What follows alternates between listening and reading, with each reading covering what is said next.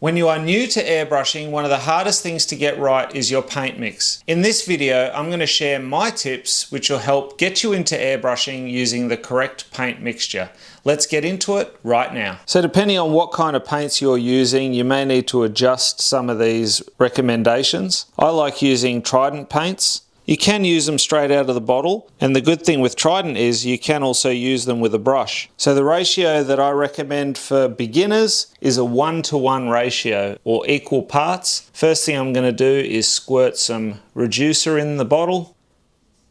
Now that I've got my desired reducer in there, I'm just going to add the same sort of amount of paint, and you can do this by eye. If you want to get really accurate, then by all means use like a measuring cup, but even if you're not exact, it's still going to perform very well. Again, all brands are different, but I personally feel the 1-to-1 ratio works really well if you're just starting out with airbrushing. Once you've mixed it up, get your lid on there and give it a really good shake, just to mix that reducer up with your paint,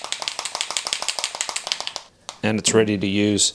So as I mentioned, I just mixed that paint with what's called a reducer. Depending on what brand you're using, it's either going to be a reducer or a thinner, and Trident also have a reducer concentrate. So this one, you have to mix this up with bottled water at a 1-to-9 ratio. So 1 part concentrate to 9 parts bottled water before you add it to your paint. If you don't, the paint's not going to perform well at all. And most of the Trident kits come with this reducer concentrate in them, or you can just get this ready-made reducer, which you can just tip into your paint and use as is to thin down your colors. So I'm just going to add a bit of that paint that I mixed up to the color cup. And the airbrush that I'm using for this demonstration is the GSI Krios PS289. I'll pop some links in the description below to products that I use within this video. But this brush here runs a 0.3mm needle nozzle setup, and I'm running at about 30 psi.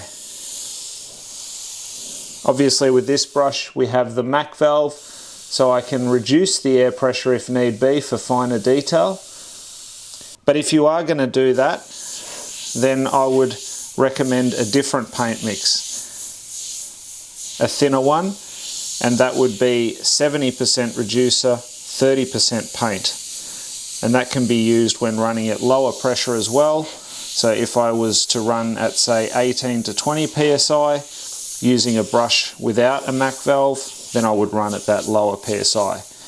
But I just find the 50-50 1-to-1 ratio works extremely well for beginners.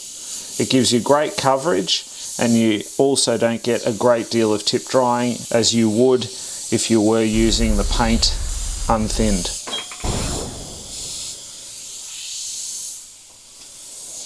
To give you an idea of how fine you can go with this brush, you can see with this ratio I can get some really nice fine dots. It's starting to tip dry a bit now, but that's okay. It's to be expected. When I'm working this fine, I would generally be using that 70-30% mix. You can see pretty good detail, fine enough for most of your applications, definitely if you're just starting out with the airbrush. To continue your learning, be sure to check out some of the other videos and playlists that I've got listed here. And until next time, go grab your airbrush, do some amazing artwork yourself, and I'll see you again very, very soon in the next video. Thanks for watching. Bye for now.